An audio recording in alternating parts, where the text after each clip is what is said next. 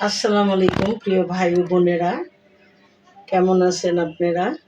আজকে আমি রান্না করব আলু, পেঁয়াজ কুচি, টমেটো সব কাটা মাখিয়ে হাতে মাখিয়ে কাসকি মাছের চচ্চড়ি। হাতে মাখিয়ে চচ্চড়িটা খেয়ে দেখবেন, খুব মজা। প্রথমে একটা কড়াইয়ের মধ্যে দিয়ে দিছি আলু। আলুগুলো আমি আগেই কেটে ধুয়ে রেখেছিলাম। এবার দিয়ে দিলাম পেঁয়াজ কুচি। কাসকি মাছের যে কোনো হাতে মাখিয়ে তরকারি রান্না করলে তার মধ্যে পেঁয়াজ কুচিটা একটু বেশি দিতে হয়। এবার আমি দিয়ে দিব কয়েকটা কাঁচামরিচের ফালি। এবার দিয়ে দিব একে একে সব মশলাগুলি দিব। এবার আমি দিয়ে দিব রসুন বাটা। রসুন বাটা দিয়ে দিলাম। এবার দিব আমি হলুদ গুঁড়া, দিয়ে দিলাম সামান্য একটু লাল মরিচের গুঁড়া। কাঁচামরিচ দিয়েছি, এটা না দিলেও হয়, অল্প একটু দিয়ে দিলাম। এবার দিয়ে দিব আমি জিরার গুঁড়া। এবার দিয়ে দিব লবণ। এবার আমি দিয়ে দিব সরিষার তেল। এটা আমার হাতে মাখা তরকারি, মানে সরিষার তেল দিয়ে রান্না করা। সরিষার তেলটা দিয়ে দিব। তেলের পরিমাণটাও বেশি লাগবে, কারণ মাখিয়ে তরকারিতে আমি মাছগুলি পরে দিব। আগে আমি আলুটা ভালো করে কষলিয়ে মাখিয়ে নিব। মাখানোটা যত সুন্দর হবে, যত বেশি মাখাবেন তত বেশি তরকারির স্বাদ দ্বিগুণ বেড়ে যাবে। আর এই মাখানো তরকারিটা আপনারা সয়াবিন তেল দিয়েও রান্না করতে পারেন, কিন্তু সরিষার তেল দিয়ে যেন এর স্বাদটা দ্বিগুণ বেড়ে যায়।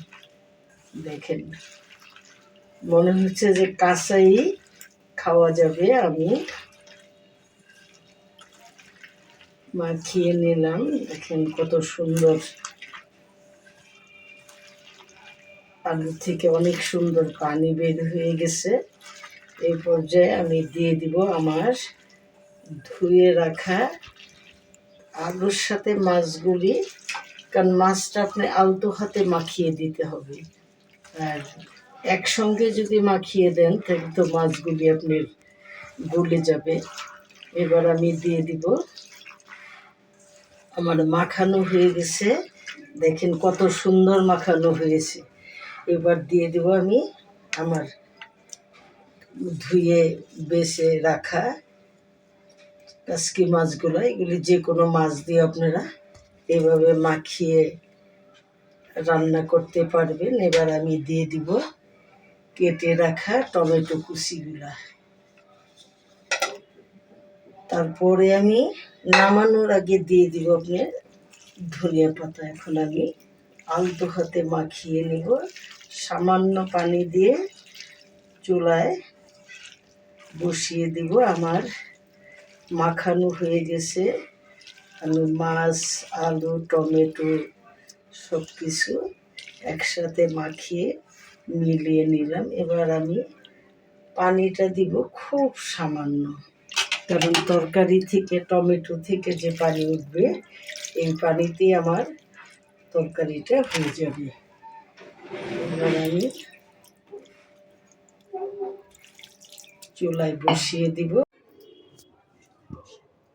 চুলায় বসিয়ে দিলাম। এবার আমি একটা ঢাকনা দিয়ে ঢেকে দিব। দিয়ে দেব। এবার দিয়ে দিব আমি ধনিয়া পাতা। ধনিয়া পাতা না দিলে চলিয়ে না, ধনিয়া পাতাটা দিয়ে দিলাম। এখন আমি